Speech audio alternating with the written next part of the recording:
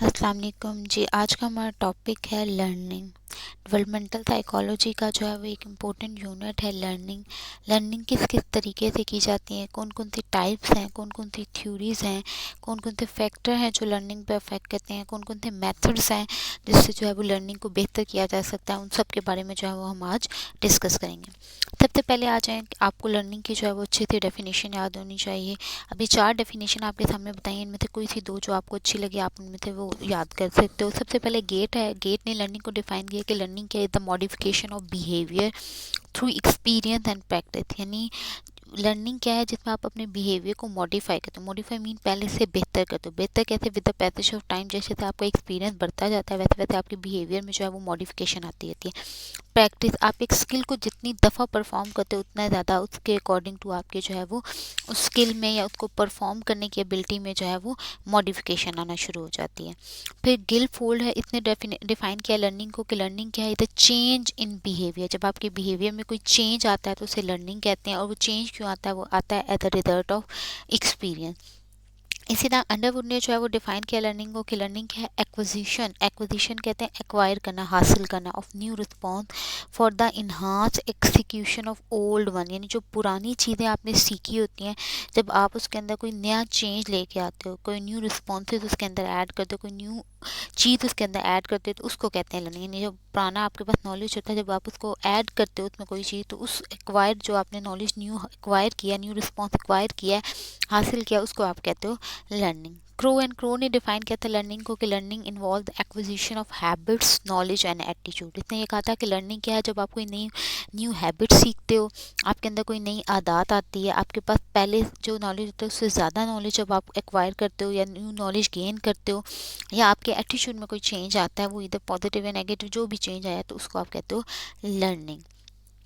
Next आपके पास आ जाता है कि इसकी जो है वो किंग्सले एंड ग्रे, इसने डिफाइन किया था लर्निंग को कि लर्निंग एक प्रोसेस है by which an organism is satisfying his motivation. यानी वो प्रोसेस है जिसमें एक पर्सन जो है वो अपनी अपनी जो मोटिवेशन है उसको, यानी आप अगर कोई चीज़ फॉर एग्जांपल हासिल करना चाहते हो या लर्न करना चाहते हो, तो जब आप वो लर्न कर लेते हो तो आपकी वो जो एक डिज़ायर थी, आपकी जो मोटिवेशन थी, वो सेटिस्फाइड हो जाती है, जो चीज़ आपको चाहिए। तो उसने कहा था कि लर्निंग वो प्रोसेस है जिसमें आप अपनी मोटिवेशन को सेटिस्फाई करते हो, उस सिचुएशन में खुद को अडॉप्ट करवाते हो या एडजस्ट होते हो, न्यू इन्फॉर्मेशन को हासिल करके, न्यू एक्सपीरियंस को लर्न करके जो है वो खुद को उस इन्वायरमेंट में या उस सिचुएशन में जो है वो एडजस्ट करते हो या अडॉप्ट करते हो। फिर इसने कहा था कि it must modify the behaviour. Adaptation के लिए ज़रूरी है कि आपका बिहेवियर मॉडिफाई हो, ताकि आप जितने भी ऑब्स्टेकल्स या बैरियर हैं जो उस अडॉप्टेशन में आ रहे हैं उनके साथ जो है वो प्रॉपर तरीके से डील कर सको। पे इन शॉर्ट हम कह सकते हैं लर्निंग क्या है, is always goal directed. Learning तभी होती है जब हमारे पीछे का हमें कोई ना कोई गोल हो, कि हमारा मकसद हो कि हमने ये चीज़ जो है वो क्यों ऑब्टेन करनी है। Learning is not as specific. As specific नहीं है, किसी भी उम्र में जो है वो सीखा जा सकता है। उसके लिए कोई खास उम्र होने की ज़रूरत नहीं है कि एक बच्चा सीख सकता है, एक अडॉल्सन सीख सकता है, एक अडल्ट ही लर्न कर सकता है। किसी भी एज में लर्निंग जो है वो पॉसिबल है। एक कॉन्टिन्यू प्रोसेस है जो थ्रू आउट लाइफ होता है। न्यू हम बिहेवियर रिएक्शन स्किल इसमें सीखते हैं, जो ऑलरेडी प्रीवियस लर्न मटेरियल होता है या स्किल्स होती हैं उनके अंदर जो है वो मॉडिफिकेशन आती है। नेक्स्ट आ जाता है आपके पास टाइप्स ऑफ लर्निंग के, कौन कौन सी टाइप्स आती है। 3 इसमें मेन टाइप्स आ जाती हैं, एक motor learning, sensory and sensory motor learning. जो मोटर लर्निंग आती है इसमें आप जो है वो लर्न करते हो डिफरेंट जो है वो मूवमेंट्स ऑफ द बॉडी, कि आपने किस तरीके से मूवमेंट जो है वो परफॉर्म करनी है, जैसे रनिंग हो गया, सिटिंग हो गया, ईटिंग हो गया या स्विमिंग वगैरह हो गया। ये जो आपकी लर्निंग है स्टार्ट होती है फ्रॉम चाइल्डहुड। नेक्स्ट आपके पास आ जाता नेक्स्ट आपके पास आ जाता है सेंसरी लर्निंग। अब सेंसरी लर्निंग जैसे नाम ही इंडिकेट कर सेंस, तो जब आप अपनी बेसिक सेंसेस को यूज़ करके कोई चीज़ लर्न करते हो उसको आप कहते हो सेंसरी लर्निंग। मोटर लर्निंग जब आप कोई चीज़ परफॉर्म करके, मोटर मूवमेंट्स को परफॉर्म करके सीखते हो तो वो आ जाता है मोटर लर्निंग। और जब आप अपनी सेंसेस को यूज़ करके कोई चीज़ लर्न करते हो तो उसे कहते हैं सेंसरी लर्निंग। जैसे आप जो है वो किसी ऑब्जेक्ट को जो है वो हाथ में पकड़ के उसकी फील करोगे, उसकी या उसकी शेप को अपनी विजन की सेंस को यूज़ करके देखोगे, उसकी फॉर्म को या उसके साइज़ को, या अगर कोई पर्टिकुलर चीज़ है उससे कोई आवाज़ आ रही है तो साउंड को जो आप अपनी हेयरिंग की सेंस यूज़ करके सुनोगे, उसको मेमोराइज करोगे, लर्न करोगे, वो आ जाता है सेंसरी लर्निंग। ये भी सेम जो है वो इन्फेंसी से जो है वो स्टार्ट होती है और फिर थ्रू आउट जो है वो लाइफ जो है वो चलती रहती है। सेंसरी एंड मोटर लर्निंग आती है जिसमें एट अ टाइम हम सेंसरी लर्निंग भी कर रहे होते हैं और मोटर लर्निंग भी जो है वो कर रहे हैं। इनमें दोनों की कोऑर्डिनेशन होती है, सेंस ऑर्गन की भी और मोटर एक्टिविटीज़ की भी। जैसे अगर कोई पर्सन है वो जो है वो खाना खा रहा है, खाना खाने के बाद वो अपनी विजन के सेंस को यूज़ कर खाने को भी देख रहा है और साथ साथ जो है वो अपनी मोटर मूवमेंट्स के साथ जो है वो हैंड्स की मूवमेंट्स जो है वो परफॉर्म करके जो है वो ईट भी करा है। इसके अलावा स्विमिंग या रनिंग ये भी जो है वो आपकी सेंसरी मोटर लर्निंग की एग्जांपल आ जाती हैं। ये भी सेम जो है वो चाइल्डहुड से जो है वो स्टार्ट हो जाती है सेंसरी मोटर लर्निंग। नेक्स्ट आपके पास आ जाता है कि इसकी इम्पोर्टेंट जो है वो थ्योरीज कौन कौन सी लर्निंग, एक इम्पोर्टेंट टॉपिक इम्पोर्टेंट क्वेश्चन जो पेपर में आ सकता है कि कौन कौन सी थ्योरीज हैं रिलेटेड टू लर्निंग। इसमें 3 मेन थ्योरीज हैं जिनका जिक्र किया गया। एक ट्रायल एंड एरर लर्निंग है, फिर कंडीशनिंग एंड इनसाइट लर्निंग है। इनको हम डिटेल में जो है वो नेक्स्ट देख लेते हैं। सबसे पहले आ जाता है trial and error. Trial mean he क्या होता है, जिसमें आप ट्राई करते हो कोई चीज़, बार बार प्रैक्टिस करते हो। एरर कि उसको प्रैक्टिस करने के बाद आपको गलतियाँ आती है, तो वो जो गलती से और बार बार प्रैक्टिस करके आप सीखते हो उसको, उस लर्निंग को आप कहते हो trial and error learning. Trial and learning पे जो है वो अगर हम एक्सपेरिमेंट की बात करें तो सबसे पहले जो है वो अलेक्जेंडर बैरन ने और जो है लॉर्ड मॉर्गन, इन्होंने जो है वो अपने डिफरेंट किस्म के एक्सपेरिमेंट जो है वो किए थे। फिर उसके बाद थॉर्नडाइक ने कुछ एक्सपेरिमेंट किए थे इस पे जो है, लेकिन इस एक्सपेरिमेंट जो थे वो मोर सिस्टमेटिक थे और एलैबोरेटिव वे में एक्सपेरिमेंट किए थे लेबॉर्ट्री में। इसलिए आप कह सकते हो कि इस थ्योरी का जो फाउंडर है वो मेन थॉर्नडाइक है। इसने जो है वो क्या कहा था कि जब आप कोई काम स्टार्ट करते हो तो it take long time to complete है, यानी फर्स्ट टाइम जब आपने वो टास्क कंप्लीट किया तो आपको काफ़ी लंबा टाइम लगेगा, लेकिन जैसे जैसे आप वो काम स्टार्ट कर देते हो उसमें मिस्टेक्स आती हैं, एरर होती हैं, तो एरर आते हैं, आप कंटिन्यू करते रहते हो अपने ट्रायल, तो एक टाइम आता है कि जब आपके पास जो पहले काम आपको परफॉर्म करने में ज़्यादा टाइम लगता था वो कम लगेगा और कम एरर के साथ जो है वो आप अपना काम कंप्लीट कर लोगे। नेक्स्ट आपके पास एग्जांपल बताइए कि जैसे आप एक जो है वो ट्राई साइकिल को जो है वो लर्न करते हो कि आपने किस तरीके से जो है वो राइड करना है साइकिल को, या जैसे छोटे बच्चे हैं वो ट्राई साइकिल जो है वो सीखते हैं कि किस तरीके से जो है वो उन्होंने राइड करना है। अब उसमें जो है वो पहले जब स्टार्ट में जो है वो चलाता है शुरू करते हैं तो गिरते हैं, चोट्स लगती हैं, लेकिन आहिस्ता आहिस्ता एक टाइम आता है कि वो परफेक्ट वे में जो है वो चलाना शुरू कर देते हैं, चाहे छोटे बच्चे हैं तो ट्राई साइकिल या बड़े हैं तो वो साइकिल वगैरह। तो ये एक आपके पास एग्जांपल है कि जिससे आप जो है वो ट्रायल एंड एरर के थ्रू जो है वो चीज़ों को लर्न करते हो। नेक्स्ट आप जो है वो थॉर्नडाइक का एक्सपेरिमेंट बताया कि इसने बेसिकली डिफरेंट एक्सपेरिमेंट किए थे, लेकिन इसमें से जो इसका कैट पे एक्सपेरिमेंट था वो सबसे ज़्यादा जो है वो फेमस था। इसने क्या किया था, एक कैट ली थी जो हंगरी थी, उसको एक केज में बंद किया, केज में बंद करने के बाद उसके सामने जो है वो मीट रख दिया। अब देखा गया कि कैट जो है वो वेरियस अटैम्प्ट करती है कि किसी तरीके से डोर ओपन हो और वो जो है वो मीट तक प्रॉपर तरीके से पहुँचे। तो फिर क्या होता है, ऑल ऑफ सडन जब उसने जो है वो एफर्ट्स करना शुरू कर दी, ट्रायल करना शुरू कर दिए, तो ऑल ऑफ सडन क्या होता है कि लेबर का जो केज है वो नीचे होता है। जब वो रिपीटेड ट्राई कर रही थी, डोर पे टांगे मार रही थी, बाजू मार रही थी कि किसी तरीके से खुल जाए, तो ऑल ऑफ सडन जो है वो लेबर का जो है वो खुलता है और जो है डोर ओपन हो जाता है, वो प्रॉपर तरीके से जो है वो आके मीट ओपन कर ले। रिपीट फिर इसको सेम जब इसको दोबारा कैट को जो है वो इसी तरह अंदर बंद किया गया, तो एक पर्टिकुलर टाइम के बाद, एक पर्टिकुलर ट्रायल के बाद जैसे आपने कंटिन्यू किया तो कैट ने सीख लिया कि मैंने केज को किस तरीके से ओपन करना है। जैसे कि जब पहली दफ़ा उसको बंद किया था तो उसने ज़्यादा टाइम लिया था केज को ओपन करने में, लेकिन इसी तरह जब आपने रिपीटेड ट्रायल किए तो जो है वो कैट ने जो है वो कम टाइम में जो है वो केज का डोर ओपन करके जो है फूड को ऑब्टेन कर लिया। तो यहाँ से इसने ये कंक्लूड किया कि जब आप एक चीज़ को बार बार ट्राई करते हो तो उसके बाद जो है वो आपके एरर के चांसेस उसमें कम होते जाते हैं और आप चीज़ को लर्न जो है वो कर लेते हो। अपने एक्सपेरिमेंट में इसने वेरियस स्टेजेस बताई थी लर्निंग की, जो है वो उसने कहा था वेरियस स्टेजेस है लर्निंग की। एक सबसे पहले आता है आपके पास मोटिवेशन, कि लर्निंग के लिए मोटिवेशन का होना बहुत ज़रूरी है। अगर आपके पास मोटिवेशन नहीं है तो आप चीज़ें सीख नहीं सकते हो। जैसे उसने कहा था कि अगर जो है वो कैट को फूड ना नज़र आ रही होती तो शायद जो है वो ना स्ट्रगल करती कि उसने किस तरीके से जो है वो डोर को ओपन करना है। तो बेसिकली ये जो सोर्स ऑफ मोटिवेशन था उसके पास, यानी फूड जो थी उसको देख के जो है वो उसने जो है वो स्ट्रगल की और लर्न किया कि उसने किस तरीके से डोर को ओपन करना है। नेक्स्ट आता है बैरियर। अगर आपके पास कोई रुकावट्स ना हो, आपके पास कोई बैरियर ना हो कि आपने मुश्किलात ना हो, तो तब भी जो है वो आप सीखने नहीं, लर्निंग के लिए ज़रूरी है कि उसमें कोई ना कोई आपके पास बैरियर हो। वेरिड रिस्पॉन्स, जब आप इतना डिफरेंट रिस्पॉन्स परफॉर्म करते हो तो उससे भी आप सीखते हो। फिर इसमें बताया कि इसमें जो है वो इस एक्सपेरिमेंट से उसने स्टेज बताई थी कि एक स्टेज ये आती है लर्निंग की कि जिसमें आपको सडन सक्सेस मिलती है और फिर आप उस वो जो सक्सेसफुल रिस्पॉन्स है उसको रिपीट करते जाते हो, तो आहिस्ता आहिस्ता आपका रिस्पॉन्स जो है वो स्ट्रेंथ हो जाता है। जैसे कि इसमें एग्जाम्पल से एकदम जो है वो लिवर जो है उसका ओपन हुआ और डोर लिवर जो है वो नीचे हुआ और डोर ओपन हो गया। फिर उसने क्या किया, उसने नेक्स्ट टाइम दोबारा उसने कोशिश की कि किस तरीके से सोचा, किस तरीके से पहले उसने दोबारा ट्राई की कि किस तरीके से पहले जो है वो डोर ओपन हुआ था, और फिर आहिस्ता आहिस्ता जब उसने वो सीख लिया कि कैसे हुआ, तो उसने उस रिस्पॉन्स को स्ट्रेंथन किया कि अब मैंने इस तरीके से डोर को ओपन करना, और अल्टीमेटली उसको जो है वो गोल अचीव हो जाता है। इस एक्सपेरिमेंट से जो है वो थॉर्नडाइक ने कुछ स्टेजेस बताई थी लर्निंग की, जो ये सारी आ जाती हैं। फिर नेक्स्ट आ जाता है लॉ ऑफ लर्निंग। थॉर्नडाइक ने जो डिफरेंट एक्सपेरिमेंट किए थे एनिमल्स पे, फिशेस पे, चिक्स पे, रैट्स पे, मंकी पे, उससे इसने जो है वो ये 3 जो है वो लॉस दिए थे। उसने कहा था लर्निंग के लिए ज़रूरी है लॉ ऑफ एक्सरसाइज। उसने कहा था कि आप तभी लर्न करते हो जब आप एक चीज़ को बार बार प्रैक्टिस करते हो, यानी आप जब एक चीज़ को बार बार रिपीट करते हो मैनी टाइम, तो आप वो चीज़ सीख लेते हो। लॉ ऑफ एक्सरसाइज में ये एक्सरसाइज से याद है, आप जितनी दफ़ा उसको प्रैक्टिस करोगे, रिपीट करोगे। लॉ ऑफ रेडीनेस में उसने कहा था कि जब तक आप मेंटली रेडी नहीं हो ना कुछ करने के लिए, आप चीज़ों को लर्न नहीं कर सकते। लॉ एंड इफेक्ट में उसने कहा था कि अगर आप जो है वो कुछ सीखने के लिए ज़रूरी है कि आपको उस चीज़ के लिए रिवॉर्ड दिया जाए। जब आपको किसी रिस्पॉन्स के लिए, किसी चीज़ के लिए रिवॉर्ड दिया जाता है in the form of prize या बेनिफिट, तो आप वो चीज़ जल्दी सीख लेते हो, तो वहाँ लर्निंग के चांसेस ज़्यादा होते हैं एज़ कम्पेयर टू जहाँ पे रिवॉर्ड नहीं होता। इस तरह ये वही जो अभी पीछे बताया, लॉ ऑफ अफेक्ट बताया है, और जो है वो law of readiness and law of experiment जो है वो एक्सरसाइज की कुछ एग्जाम्पल जो है वो।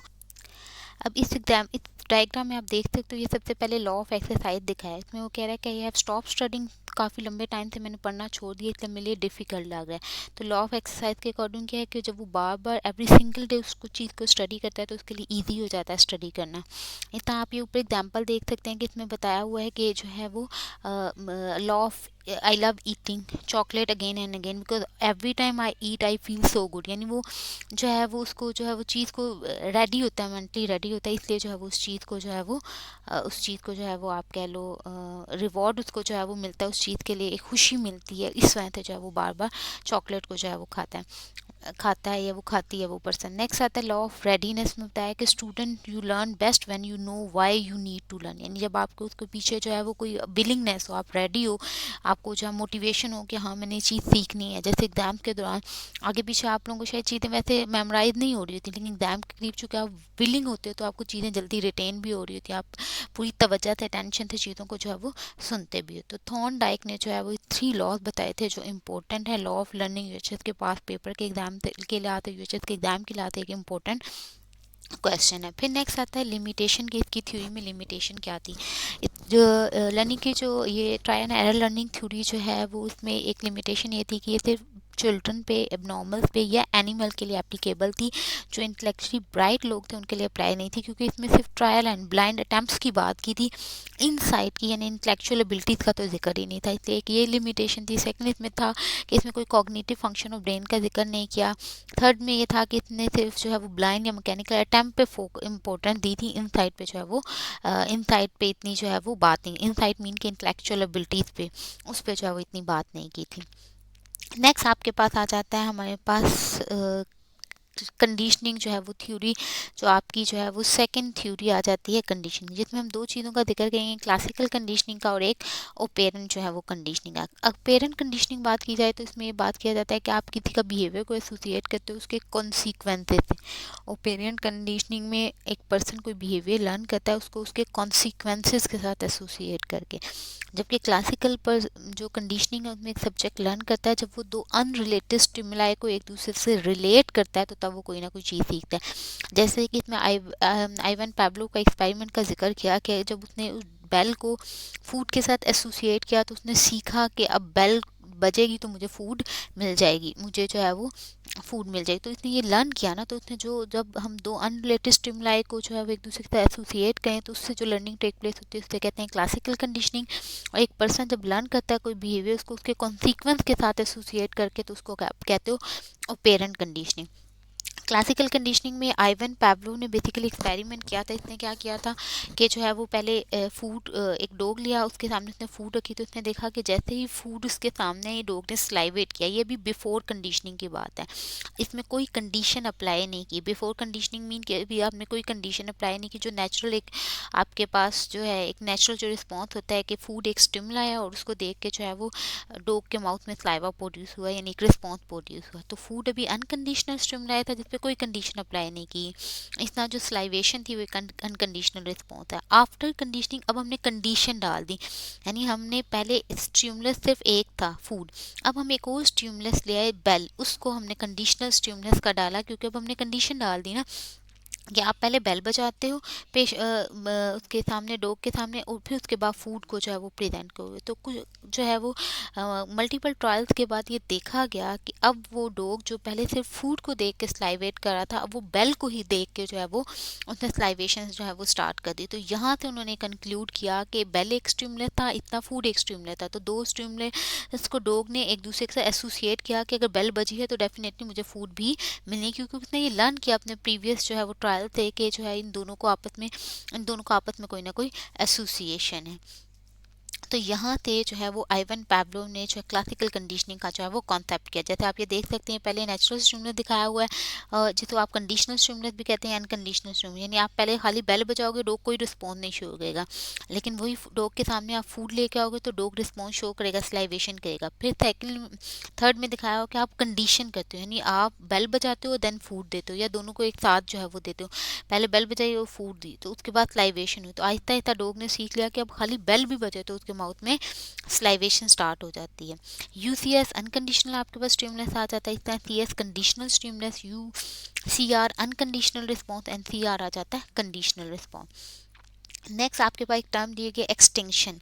एक्सटिंक्शन कहते हैं जब एक्सटेंट हो जाता है, ख़त्म हो जाना। तो क्लासिकल कंडीशनिंग में एक टाइम ऐसा होता है कि जब conditional response no longer occur when conditional stimulus is presented, यानी एक अगर आप डॉग के सामने जो है वो उसको जो है वो बेल बजाओ लेकिन फूड ना दो, तो कुछ ट्रायल के बाद जो है वो एक ऐसा टाइम आता है कि डॉग स्लाइवेट करना भूल जाता है बेल बजाने पे। तो वो जो उसने बेल बजाने पे वो जो है उसने स्लाइवेशन बंद कर दी, उसको आप कहते हो एक्सटिंग, यानी वो जो उसने पहले बिहेवियर लर्न किया था कि उसने बेल को देख के स्लाइवेट करना है, अब उसका वो बिहेवियर जो है वो क्या हो जाता है, एक्सटेंट हो जाता है, वो ख़त्म हो जाता है। इसलिए आप देख सकते हो यहाँ लिखा है कि कंडीशनल रिस्पॉन्स, यानी वो जो स्लाइवेशन है वो नो लॉन्गर अकर जब कंडीशनल स्टिमुलस यानी बेल प्रेजेंट की जाती है। जैसे कि आप नीचे एग्जांपल में देख सकते हो, dog stop salivating after a while, जब पैवलोव ने बेल को जो है वो रिंग किया लेकिन फूड को प्रेजेंट नहीं किया। स्पॉन्टेनियस रिकवरी में आता है कि all of sudden recovery, spontaneous mean all of sudden.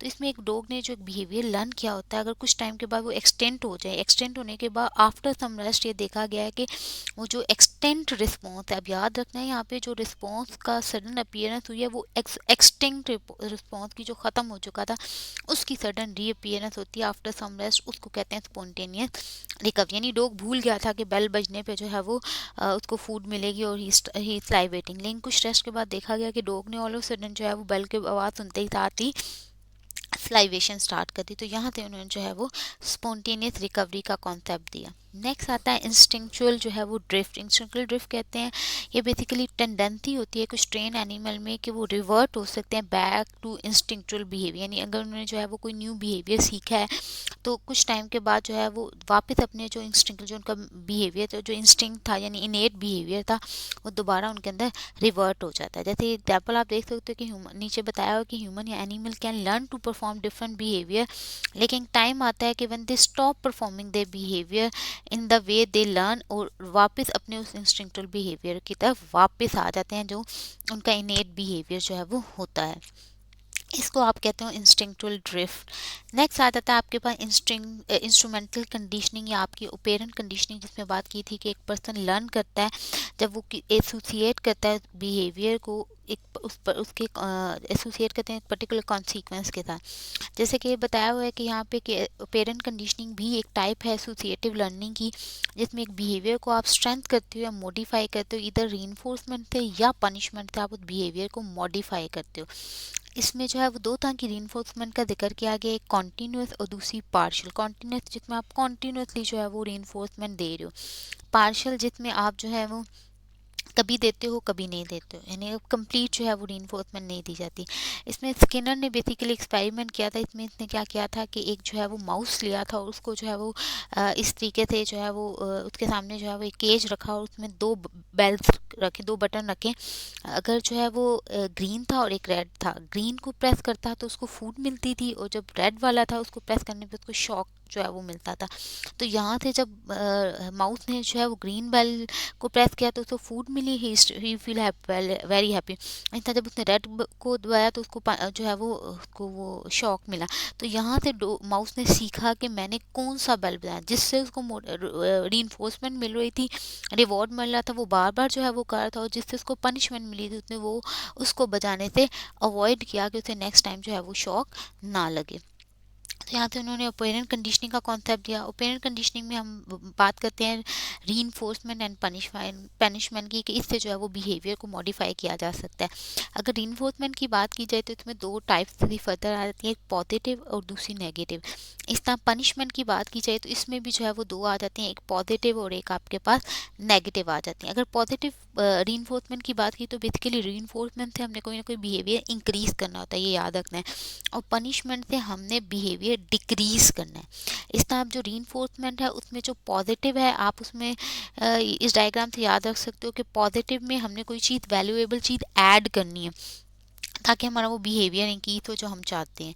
और जो नेगेटिव आपके पास रीइंफोर्समेंट है उसमें हमने समथिंग जो है वो आपने कोई ना चीज़ ऐड करते हो, समथिंग अनप्लेजेंट जो उस बच्चे को अच्छी नहीं लगती वो आप ऐड करते हो, जिससे वो बिहेवियर जो है वो फिर आपका जो है जो आप बिहेवियर चाह रहे होते हो वो इंक्रीज हो जाता है। फिर आपके पास आता है पनिशमेंट। इसमें जो है जो पॉजिटिव पनिशमेंट है उसमें आप समथिंग अनप्लेजेंट ऐड करते हो, जबकि जो नेगेटिव है उसमें जो बच्चे के लिए कुछ वैल्यूएबल या डिज़ायरेबल चीज़ थी उसको जो है वो रिमूव कर देते हो। इसमें आपने क्या करना है, उसको जो है वो रिमूव कर देना है। जैसे कि आप ये देख सकते हो पॉजिटिव में जो है वो एपिटेटिव स्टिमुलस को आप ऐड करोगे, यानी बच्चे ने कोई अच्छा काम किया तो कहेंगे वेल डन, गुड जॉब, उसको उसके लिए कोई जो है वो चॉकलेट देंगे, कैंडी या कोई भी उसके लिए क्लैपिंग वगैरह कर देंगे। पॉजिटिव है। नेगेटिव में दो है, एक एस्केप आ जाता है और एक एक्टिव अवॉइडेंस आता है। एस्केप में क्या है कि वो नॉक्शियस स्टिमुलाई जिसकी वजह से उसका बिहेवियर डिक्रीज हो रहा था, अब आप वो रिमूव कर देते हो ताकि बिहेवियर क्यों, जैसे बच्चे नहीं पढ़ते, स्टडी नहीं करते प्रॉपर तरीके से ड्यू टू मोबाइल यूज, अब वो मोबाइल उनके वहाँ से रिमूव कर दो तो उनका वो बिहेवियर इंक्रीज हो जाएगा। एक्टिव अवॉइडेंस उसमें जो है वो बच्चा जो है अगर उसको जो है वो अपने ग्रेड्स जो उसके नेगेटिव जो है गंदे ग्रेड्स आते हैं, बैड ग्रेड्स आते हैं, उसकी उससे एम्बेरसमेंट से बचने के लिए जो है वो बच्चा स्टडी करेगा। ठीक है, तो वो जो उसने स्टडी किया है, अवॉइड किया है कि उसने जो है वो उसको नेगेटिव ग्रेड्स ना आए, तो उस अवॉइडेंस की वजह से जो है उसका बिहेवियर जो है वो पे इंक्रीज होता है। तो उसमें जो है वो बच्चा जो है वो उस अवॉइड करेगा उस नॉक्शियस स्टिमुलाई को, उस बैड ग्रेड्स को ड्यू टू स्टडी को परफॉर्म करके। नेक्स्ट जो है वो आपके पास आता है पनिशमेंट। पनिशमेंट में आ जाता है कि आपने जो है वो पॉजिटिव और नेगेटिव की हमने जो है वो जिक्र किया। अब ये जो हमने रीइंफोर्समेंट में नेगेटिव की है, एस्केप में आपने जो है वो उसको रिमूव कर देना उस स्टिमुलाई को, नॉक्शियस स्टिमुलाई को, ताकि जो है वो उसके जो है वो रिजल्ट्स बेहतर हो जाए, उसका बिहेवियर इंक्रीज हो जाए। एक्टिव अवॉइडेंस में बच्चा उसको अवॉइड करेगा ताकि जो है वो उसका बिहेवियर जो है वो मॉडिफाई रहे, उसका बिहेवियर इंक्रीज है। इतना पनिशमेंट में आ जाओ तो इसमें दो आ जाती हैं, पॉजिटिव एंड नेगेटिव। पनिशमेंट में हमने बात की थी कि पॉजिटिव में आपने कोई चीज़ ऐड करनी है और नेगेटिव में रिमूव करनी है। तो पॉजिटिव में आप नॉक्शियस स्टिमुलाई ऐड करोगे ताकि वो जो उसका जो है वो मेल अडॉप्टिव बिहेवियर था या जो बिहेवियर आपको नहीं चाहिए था वो डिक्रीज हो सके, पॉजिटिव में ऐड करोगे। यानी बच्चा को गलत काम करता है तो एक उसे कोई ना कोई पनिशमेंट आपने दी, उसको जो है वो सारा दिन खड़ा रखा या उसको स्नैप किया या कुछ भी जो है वो उसको मारा या उसको जो है वो कोई सख्त अल्फाज इस्तेमाल किए, आ जाता है पॉजिटिव। नेगेटिव में आप एपिटेटिव स्टिमुलस कहते हैं, जो उसको पसंद थी आप उसको उससे रिमूव करें। जैसे बच्चा डेली अगर जो है वो फॉर एग्जांपल 2 घंटे कार्टून देखता है, टीवी देखता है, आप उसको जो है वो 1 घंटा कम कर दो। उसे कहोगे कि अब चूँकि आपने ये गलत काम किया है तो आप जब तक ये गलत काम करना नहीं छोड़ोगे तब तक आपको जो है वो कार्टून जो है वो 2 घंटे नहीं सिर्फ 1 घंटे देखने को दिए जाएंगे। तो ये आ जाता है नेगेटिव पनिशमेंट। जैसे कि आप ये देख सकते हो इसमें जो है बच्चे की जो पसंदीदा चीज़ थी आपने उससे वो रिमूव कर दी। नेक्स्ट आपके पास आ जाता है ये आपके पास कुछ जो है वो स्केड्यूल बताए हुए हैं, रीइंफोर्समेंट के कुछ स्केड्यूल बताएं। एक आता है फिक्स रेशो, एक वेरिएबल रेशो आता है, एक फिक्स इंटरवल आता है, इसी तरह एक वेरिएबल इंटरवल आ जाता है। जो आपके पास फिक्स रेशो रीइंफोर्समेंट डिपेंड करती है एक डेफिनेट नंबर ऑफ रिस्पॉन्स के, इतने नंबर ऑफ रिस्पॉन्स एक पर्सन शो करेगा तब उसको जो है वो रीइंफोर्समेंट मिलेगी, यानी activity slow after reinforcement and then pick up. ठीक है, तो कि जो है वो देन पिकअप, उसको जो है उस लिहाज से आपके पास आउटकम आ जाता है, यानी जितने जो है उतने। अगर आपने देखा एक पर्सन है जो है वो उसकी अब जो है वो बिहेवियर जो डिज़ायर आपको चाहिए था वो डिक्रीज हो रहा है, तो आप एक कहते हो कि इतने नंबर ऑफ टाइम तक जब आप ये बिहेवियर शो करोगे तो आपको तब रीइंफोर्समेंट मिलेगी, तो उससे जो है वो फिर बिहेवियर बेहतर हो जाता है। तो फिक्स रेशियो में रीइंफोर्समेंट डिपेंड करती है कि कितने नंबर ऑफ रिस्पॉन्स है। वेरिएबल रेशियो में जो नंबर ऑफ रिस्पॉन्स नीडेड होते हैं फॉर रीइंफोर्समेंट वो वेरी कर सकते हैं, यानी कभी आप कहते हो चलो आज 10 आप रिस्पॉन्स शो करोगे तो आपको ये रिवॉर्ड मिलेगा, कभी कहते हो 6 या 5, कभी 4, तो ये वेरिएबल होता रहता है। जो फिक्स इंटरवल है उसमें कहते हैं कि इतने टाइम के अंदर अगर ये काम हुआ तो आपको रीइंफोर्समेंट जो है वो मिलेगी। Reinforcement depend on a fix time, तो उसमें क्या होता है वो जो आप फिक्स टाइम रखते हो तो उस डेडलाइन की वजह से जो है वो एक्टिविटी जो है वो फिर इंक्रीज हो जाती है। वेरिएबल इंटरवल, इसमें जो है वो टाइम वेरी करता है। ठीक है, तो इसमें जो है वो फिर उस लिहाज से एक्टिविटी भी जो है उसके आपकी रिजल्ट्स जो है वो स्टडी एक्टिविटी के रिजल्ट्स आपके पास आते हैं, क्योंकि इसमें टाइम जो है वो रीइंफोर्समेंट के बाद वेरी कर सकता है, कभी आपको रीइंफोर्समेंट जल्दी मिल जाती है, कभी वेरी। तो उस लिहाज से ये 4 तरह के जो है वो टाइप्स बताई हुई हैं आपके पास रीइंफोर्समेंट की, कि आप एक फिक्स रेशो वे यूज़ करते हो, वेरिएबल रेशो यूज़ करते हो, या फिक्स इंटरवल या वेरिएबल इंटरवल जो है वो आप यूज़ करते हो। नेक्स्ट आपके पास आ जाता है इसकी जो है वो यही बताइए जो भी हमने पीछे बताई है कि जो स्केड्यूल का एक फ़िक्स इंटरवल बताया है, आप जो है वो फ़िक्स इंटरवल होता है कि स्टडी करनी है आपने इतने फॉर अ वीकली क्विज, तो आपको तभी रिवॉर्ड मिलेगा। वेरिएबल इंटरवल में वेरिंग आप कभी जो है वो चेक करते हो, कभी जो है वो नहीं चेक करते हो, या कभी जो है वो उसने वीडियो गेम विन वगैरह कर ली, तो वेरिएबल इंटरवल है जो है वो पास होते हैं ईच रीइंफोर्समेंट के दौरान। इस तरह जो फिक्स आपके पास रेशियो स्केड्यूल है, हमने बताया था कि उसमें एक फ़िक्स आपके पास जो है वो नंबर ऑफ रिस्पॉन्स होते हैं, उसके बाद ही जो है वो उसको जो है वो रिवॉर्ड मिलता है। वेरिएबल में जो है वो वेरी कर सकते हैं। फिर आता है लिमिटेशन की थ्योरी में क्या थी कि इसमें भी सेम ये थी कि इसमें इनसाइट पे जो है वो कोई बात नहीं की थी। जो रिजल्ट्स ऑब्टेन किए गए थे कंडीशनिंग एक्सपेरिमेंट से वो सिर्फ एनिमल्स पे किए थे, ह्यूमंस पे जो है वो अप्लाई नहीं किए गए थे। उस लिहाज से भी एक इस पे इस थ्योरी में एक ऑब्जेक्शन थी कि इसमें जो है वो जो है वो इसमें जो एक्सपेरिमेंट कंडक्ट किए गए वो सिर्फ ह्यूमन एनिमल्स पे किए गए, ह्यूमंस पे नहीं किए गए।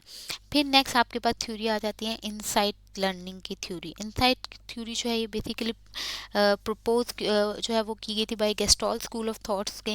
इसमें कोलर जो था इसने मेन जो है वो काम किया था इस थ्योरी पे, डिफरेंट किस्म के एक्सपेरिमेंट कंडक्ट किए थे। इसने ये कहा था कि लर्निंग कोई मैकेनिकल ब्लाइंड ट्रायल नहीं है या कोई एक्सीडेंटल कंडीशनिंग नहीं है कि आप बार बार एक चीज़ प्रैक्टिस कर रहे हो या दो चीज़ों को एसोसिएट कर दो तो वो लर्निंग। उसने कहा था कि नहीं, लर्निंग पर्पजिव है, जब आप खुद चाहते हो, आपका पर्पस होता है, मकसद होता है कुछ सीखना, एक्सप्लोरेटरी, आप उसमें कुछ न्यू एक्सप्लोर करते हो, एंड क्रिएटिव कुछ न्यू क्रिएट करते हो।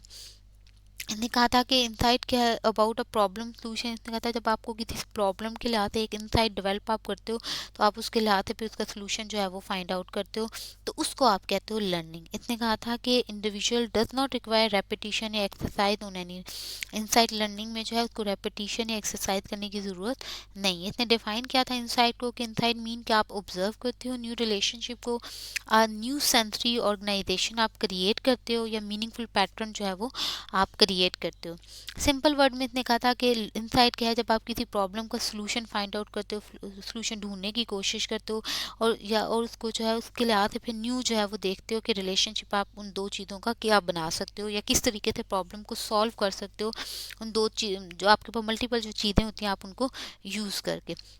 जैसे कि इसने जो है वो चंपैंदी पे एक्सपेरिमेंट किया था। इसने क्या किया था कि एक चंपैंदी लिया था, उसको रूम में बंद कर दिया, उसके ऊपर जो है बनाना हैंग कर दिए। अब जो है वो जो बनाना हैंग कर दिए तो वो काफ़ी देर जंप करता रहा, आगे उसे किसी तरीके से जो है बनाना तक हाथ पहुँचे, तो नहीं उसका हाथ पहुँचा। अल्टीमेटली थक हार के बैठा, उसने सोचा कि मैं किस तरीके से जो है वो बनाना तक पहुँचूँ, तो उसको अपने अपने इर्द गिर्द रूम में नज़र दौड़ाई तो उसको कुछ बॉक्सेस नजर आए। उसने बॉक्सेस को पाइल अप किया और यूँ जो है वो अल्टीमेटली वो बनाना तक पहुँचा। उसने जो है वो बनाना जो है वो मतलब यूज़ कर ली।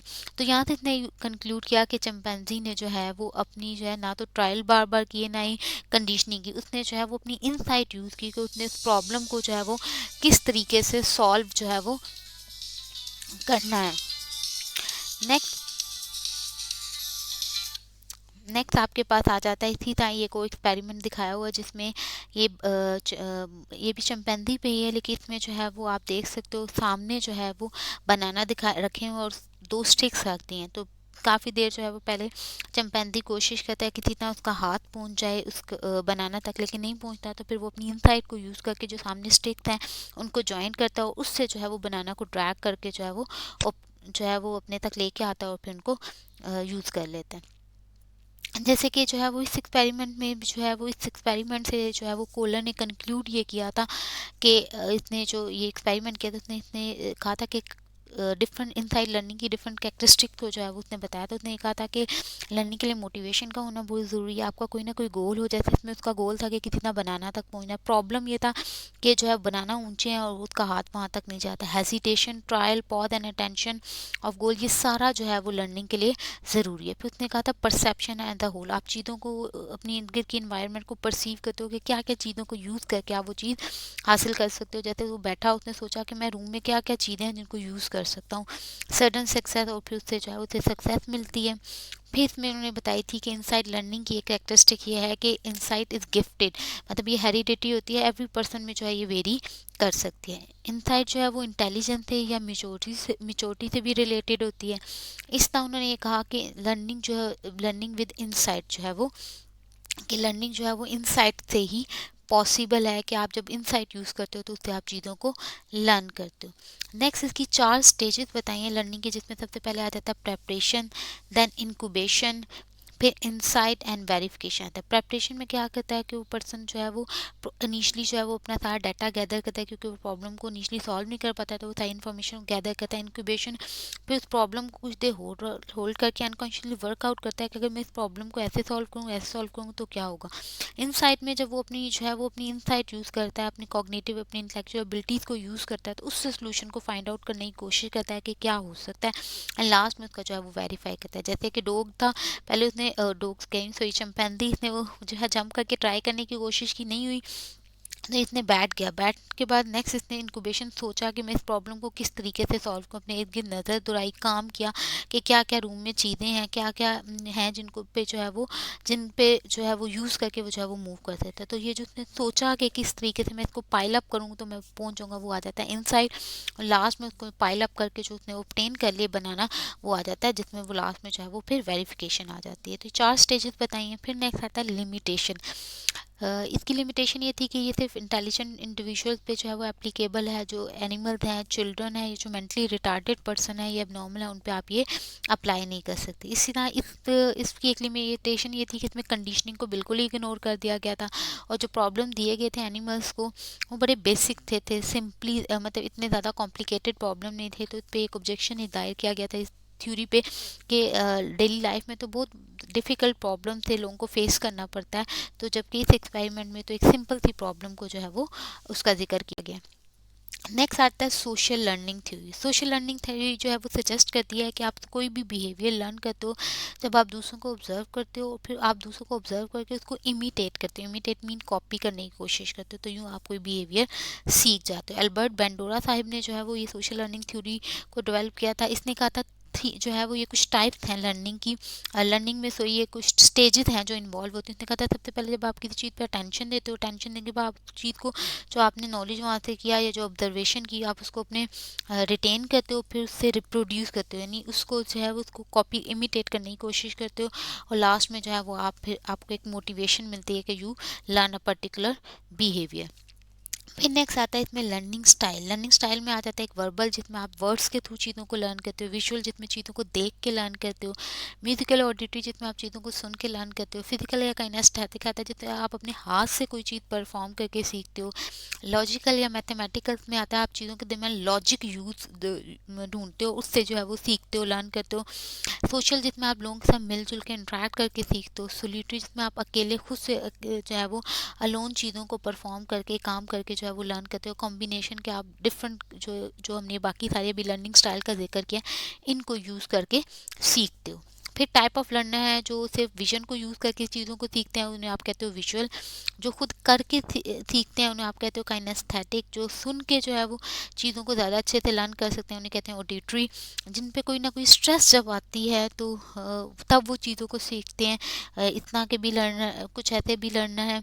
कुछ आता है ईज़, जो चीज़ उनको ज़्यादा ईज़ लगती है वो जल्दी सीख लेते हैं। जो या जब वो रिलैक्स होते हैं, बिल्कुल कंफर्टेबल होते हैं, तब वो ज़्यादा ईज़िली जो है वो चीज़ों को सीखते हैं। स्क्रिबल, जिसमें जो है वो कुछ राइट आउट करके जो है वो चीज़ों को लर्न करते हैं। लर्न फ्रॉम अथॉरिटी, किसी अथॉरिटी से जो है वो सीखते हैं। वो टीच, लर्निंग फ्रॉम टीचिंग, जब उन्हें कोई टीच करता है, उनको बताता है, तब वो चीज़ों को सीखते हैं। खुद से उनसे नहीं हो पाती। Copy, but they can copy, जिस चीज़ को वो दूसरों का जो है वो कॉपी करते हैं तो उससे आप वो चीज़ों को सीखते हैं।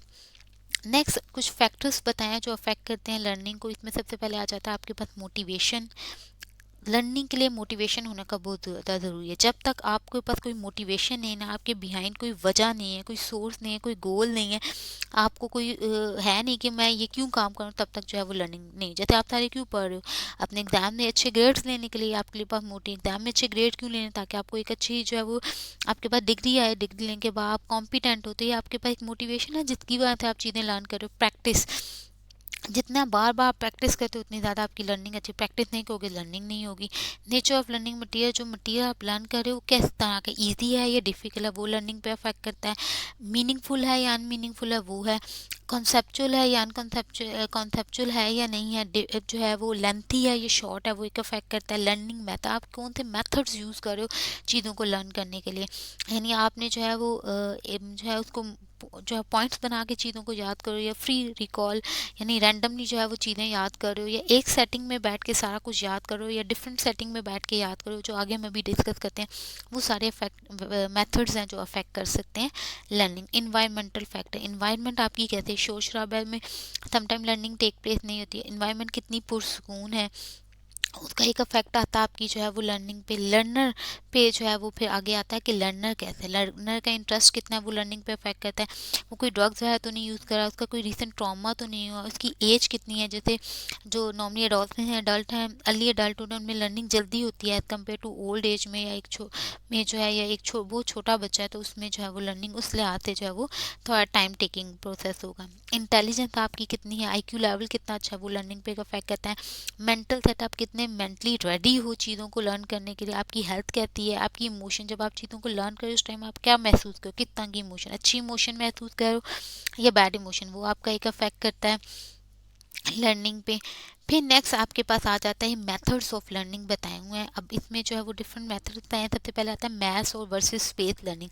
Research maths versus space learning में फ़र्क ये है कि स्पेस लर्निंग में आपने कोई चीज़ स्टडी किया, आप उसको बाद बीच में थोड़ा पॉज लेते हो, उसको फिर रिव्यू करते हो, फिर दोबारा पॉज लेते हो, फिर पढ़ते हो। यानी एक ही सेटिंग में बैठ के सारा याद नहीं कर लेते हो, या अगर आपने याद किया है तो उसको जो है वो बीच में थोड़ा पॉज लेके फिर उसको री लर्न करते हो, फिर इस तरीके पौधे। मैसिव में क्या, एक ही वक्त में आप बैठ के जो है वो सारा लर्न करते हो, साथ ही जाके टेस्ट दे देते हो। यानी कि फॉर एग्जांपल आज आपको मैं कहती हूँ कि आपने जो है वो आपका ये जो है 3 दिन बाद लर्निंग का टेस्ट है, तो अगर आप जिस दिन टेस्ट है उस रात को बैठ के याद करोगे सारा और सुबह आके मुझे टेस्ट दे दोगे तो ये मैथ्स लर्निंग होगी। लेकिन स्पेस लर्निंग क्या होगी कि आज मैंने अगर आपको बताया, आप थोड़ा सा कुछ आज एक दफ़ा याद करते हो, वही चीज़ को एक दफ़ा दोबारा कल देखते हो, फिर टेस्ट की रात को एक दफ़ा देखते हो। तो ये जो आपने स्पेस लर्निंग की है तो इसमें जो है वो ज़्यादा अच्छी, रिसर्च ये कहती है कि स्पेस लर्निंग ज़्यादा अच्छी होती है अगर आप चीज़ों को ज़्यादा देर तक मेमोराइज करना चाहते हो। होल वर्सेस पार्ट लर्निंग पे एक होता है कि आप चीज़ों को एज अ होल याद कर लो, और एक होता है आप उसके पार्ट्स बना के जाओ उसमें चीज़ों को याद करो। तो रिसर्च ये कहती है जब आप चीज़ों के पार्ट्स बना के याद करते हो तो आपको चीज़ें ज़्यादा अच्छे से जो है वो याद हो सकती हैं। लेकिन कुछ ऐसी लर्निंग मटेरियल होता है जिसमें आप चीज़ों को एज अ होल याद करते हो, ना कि उनको पीसेस करके, ताकि जो है वो आपको चीज़ें ज़्यादा अच्छे देर तक याद हैं।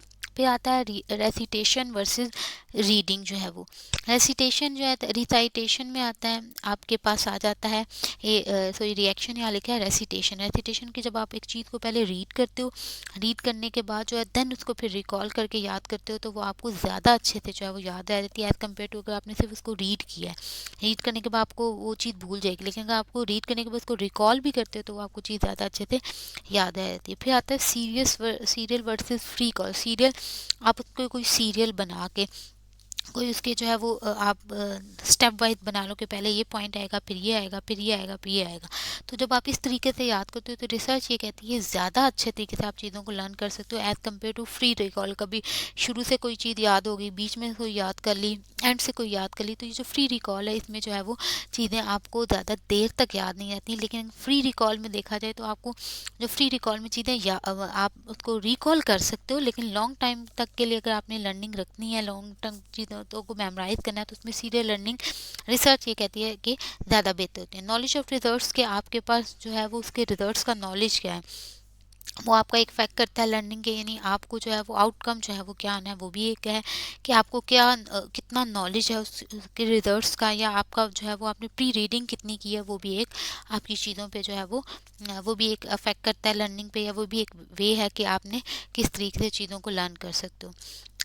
नेक्स्ट आता है accidental versus intentional learning. Accidental learning जिसमें जो है वो आपको एक्सीडेंटली आप लर्न करना चाह नहीं रहे थे, लेकिन आपने किसी से कुछ पूछा, उसने बताया, तो वो आपकी चीज़ लर्न कर ली। इंटेंशनल जिसमें आप खुद से जो है वो इंटेंशनली चीज़ों को लर्न जो है वो करते हो। एक्सीडेंटली जैसे फॉर एग्जाम्पल आप किसी दोस्त का हाल पूछने गए, उसने कहा कि आपको ये बीमारी है और इस बीमारी में मुझे ये साइन एंड सिम्टम थी, तो वो जो आपने वहाँ पे उस बीमारी से उस पर्सन की कहानी सुन के वो जो साइन एंड सिम्टम को मेमोराइज कर लिया, लर्न कर लिया, वो इंसिडेंटल लर्निंग थी। और इंटेंशनल जो आपने खुद किताब खोल के ढूंढ के देखा कि इस इलनेस की क्या क्या साइन एंड सिम्टम, वो आ जाते हैं इंटेंशनल लर्निंग। तो रिसर्च ये कहती है कि समटाइम एक जो इंसिडेंटल लर्निंग होती है उसमें चीज़ें ज़्यादा अच्छे से याद रह जाती हैं। एसोसिएटिव वर्सेस ऑर्गेनाइजेशन में आ जाता है कि एसोसिएटिव में जब आप चीज़ों को, एक चीज़ को दूसरे से एसोसिएट करके याद कर रहे हो, और एक आता है जब आप चीज़ों को ऑर्गेनाइज करके याद करते हो। तो रिसर्च कहती है कि जब आप चीज़ों को ऑर्गेनाइज करके याद करते हो तो ज़्यादा अच्छी देर तक आपको याद रहती हैं एज़ कम्पेयर टू जो आप सिंपल अगर उसको एसोसिएट करके चाहे वो लर्न कर रहे हो, तो उसमें आपकी लर्निंग ज़्यादा डिफरेंट किस्म के तरीके हैं। कुछ लोग एसोसिएटिव लर्निंग को यूज़ करते हैं, कुछ चीज़ों को ऑर्गेनाइज करके जो है वो चीज़ों को जो है वो लर्न करते हैं। नेक्स्ट आपके पास आ जाता है last cone of learning, learning pyramid जो है वो कह लो। लर्निंग पायरामिड के मुताबिक जो है वो लर्निंग पायरामिड कहता है कि आप जो है वो जब कोई चीज़ रीड करते हो तो सिर्फ आपको 10% चीज़ों को लर्न करते हो, जब आप वही चीज़ को सुनते हो तो 20%, जब आप कोई चीज़ साथ देख भी लेते हो तो 30%, इस तरह जब आप कोई चीज़ को जो है वो खुद से जो है दूसरों के साथ डिस्कस करते हो, ठीक है, या आप कोई डेमोन्स्ट्रेशन में जो है वो देख लेते हो, तो उसमें जो है वो 50% जो है वो लर्निंग टेक प्लेस होती है। और जब आप उसके अंदर पार्टिसिपेट करते हो, खुद से जो है वो अपने करते हो, प्रैक्टिस करते हो, तो 70% लर्निंग होती है। और जब वो चीज़ आप खुद प्रैक्टिकली परफॉर्म करके देखते हो, यानी दूसरों को जब टीच करते हो, यानी जो आपने कहा होता है उसको आप करते भी हो, तो तब 90% जो है वो लर्निंग टेक प्लेस है। जैसे आप देख सकते हो यहाँ दो तरह की लर्निंग होती है, एक एक्टिव और दूसरी पैसिव। पैसिव में आपका लेक्चर आता है, आपने सिर्फ सुना या रीड किया, या ऑडियो विजुअल आ जाता है, आपने हेयरिंग की, विजन की सेंस को यूज़ करके जो है वो लर्न किया, और डिमॉन्स्ट्रेशन आपने सिर्फ जो है वो विजन की सेंस को यूज़ किया। ये पैसिव लर्निंग, इसमें आपने खुद से कुछ नहीं किया। एक्टिव में आता है जब आप ग्रुप डिस्कशन करते हो, 50% इसमें लर्निंग टेक प्लेस होती है। जब आप चीज़ को खुद अपने हाथ से परफॉर्म करके देखते हो, 75% लर्निंग तब टेक प्लेस होती है। 90% जब आपने जो लर्न किया वो आप जब दूसरों को टीच करते हो, दूसरों को बताते हो, तो 90% जो है उसमें लर्निंग टेक प्लेस होती है। इसके साथ आपका लर्निंग का टॉपिक कंप्लीट हो गया। क्या है, हो आप लोगों को ये क्लियर हो गया होगा।